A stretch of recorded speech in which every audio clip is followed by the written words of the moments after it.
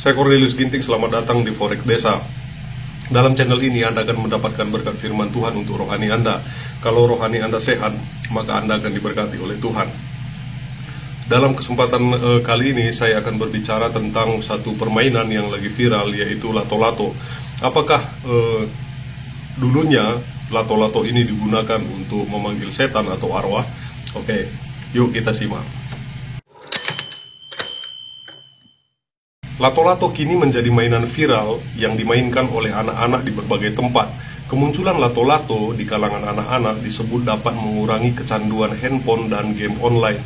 Akan tetapi, baru-baru ini akun TikTok Jankin Swat mengunggah video TikTok yang mengungkap misteri di balik viralnya mainan lato-lato menurut salah seorang lansia yang ditemuinya. Beberapa minggu ini aku mengamati fenomena tok-tok atau lato-lato yang merebak di kalangan anak-anak. Lato-lato pernah booming di era tahun 70-an, namun waktu itu erat dengan fenomena mistis, kejahatan, dan kriminal, tulis keterangan video TikTok tersebut. Mulanya ia mengaku bertemu dengan seorang lansia berusia 50-60-an tahun ini untuk dimintai pendapatnya soal mainan yang tengah viral ini. Beberapa hari yang lalu aku sempat berkunjung ke salah satu orang dengan membawa mainan ini. Orang tersebut kisaran umur 50-60-an tahun. Aku bertanya kepada bapak-bapak tersebut, pernah lihat mainan kayak gini nggak Pak? Sambil kutontonkan beberapa potongan video viral di mana anak-anak bermain lato-lato. Sekarang musim mainan gini Pak, kata si pembuat akun ini. Diceritakan oleh akun TikTok tersebut, lansia yang ditemuinya itu terkejut ketika mengetahui lato-lato ini viral kembali. Ya. Bapak itu kaget dan menjawab, mau ada kejadian apa ini? Kemudian istrinya juga menjawab, ya Tuhan, mau ada peristiwa apa ini, imbuhnya. Setelah ditanya, bapak-bapak tersebut berujar bahwa kemunculan lato-lato merupakan suatu pertanda akan ada peristiwa mengerikan, bahkan peristiwa politik yang mengorbankan nyawa. Bapak itu menjawab, duh, kalau ada mainan ini muncul pertanda bakal ada peristiwa mengerikan seperti pembunuhan, penculikan, untuk tumbal dan sebagainya. Peristiwa politik yang mengorbankan nyawa juga diawali dengan merebaknya permainan ini. Jadi semacam pertanda bakal terjadi hal-hal buruk, ungkap akun tersebut menceritakan. Sontak saja unggahan akun TikTok tersebut mendapat komentar yang beragam dari warganet.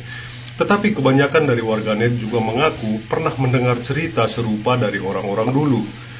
Emang mainannya jadul, tetapi kalau mitosnya semoga saja sih tidak terjadi, kata seorang warganet. Tapi kata mbahku juga lato-lato mainan pemanggil setan. Entahlah benar atau tidak, timpal warganet yang lain. Kalau kata mamaku, mainan itu bakal ada bencana atau apa gitu, imbuh yang lainnya. Sumpah nggak bohong, nenek gua juga gitu dari awal lato-lato viral. Dia kayak panik gitu sambil bilang bakal ada kejadian yang tidak terduga dan disuruh hati-hati, timpal yang lain. Sejarah lato-lato. Lato-lato ternyata berasal dari Amerika Serikat. Siapa sangka permainan tradisional itu ternyata bukan berasal dari Indonesia. Permainan itu memiliki sejarah dan pernah terkenal di Amerika Serikat dengan sebutan Clackers Ball, hingga Italia yang disebut lato, bahasa Italia yang berarti sisi samping. Dikutip dari Quartz, pada akhir tahun 1960-an, orang-orang bermain gila-gilaan dengan dua bola kecil yang berat di atas senar. Clackers begitu digerakkan mengeluarkan suara yang memekakkan telinga, sangat menyenangkan, membuat ketagihan dan bisa meledak pecah karena terbuat dari akrilik, sehingga akhirnya permainan ini resmi dilarang.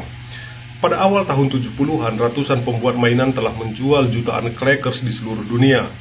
Clackers memiliki desain yang mirip dengan boleadora, senjata pilihan untuk koboi Argentina yang mencoba menangkap guanaco. Di Amerika Serikat, mengatur keamanan mainan pada awalnya merupakan tugas Food and Drug Administration. Jelas Clackers bukanlah makanan atau obat, tetapi FDA memiliki wewenang untuk melindungi orang dari bermain dengan hal-hal konyol yang salah. melalui Undang-Undang tahun 1966 yang memaksa mereka untuk melarang mainan yang mengandung bahaya bahan kimia mudah terbakar atau radioaktif. 3 tahun kemudian, kewenangan tersebut diperluas di bawah Child Protection and Toy Safety Act yang melarang penjualan mainan yang dianggap berbahaya. Maka datanglah bola Clacker atau dikenal sebagai Click-Clack, bola atau knocker. Pada tahun 1970-an, Clackers begitu populer hingga sampai ke penduduk provinsi kecil di Italia bernama Calcianatello yang mengadakan kompetisi tahunan untuk penggemar Clacker. Menurut John Peswan, seorang sejarawan FDA, tetap meledak dan tidak dengan cara yang baik. Mainan tersebut awal mulanya dipasarkan sebagai cara untuk mengajari anak-anak koordinasi antara tangan dan mata. Tetapi faktanya bahwa mainan tersebut dapat merubah menjadi proyektil yang berbahaya hingga akhirnya permainan itu juga dilarang untuk mencegah kebutaan. Pada tahun 1971, FDA menyatukan kepala kolektifnya dan menetapkan standar keamanan baru untuk produsen yang mencakup pengujian perspektif dan pencatatan yang ketat. Itu adalah hambatan besar bagi pembuat Clacker. Kemudian mainan itu ditarik dari pasar.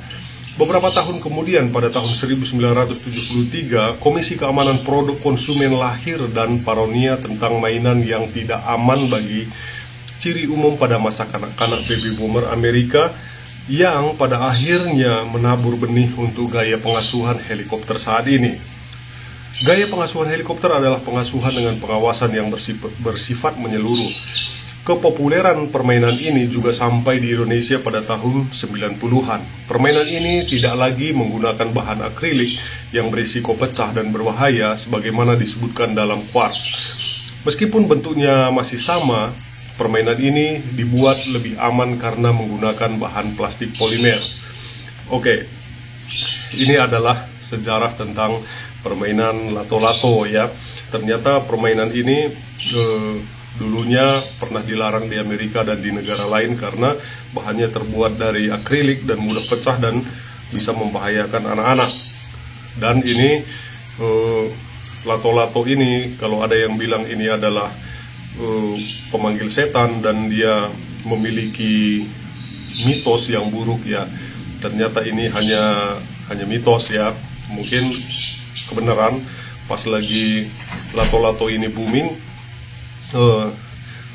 mungkin ada kejadian-kejadian atau isu politik yang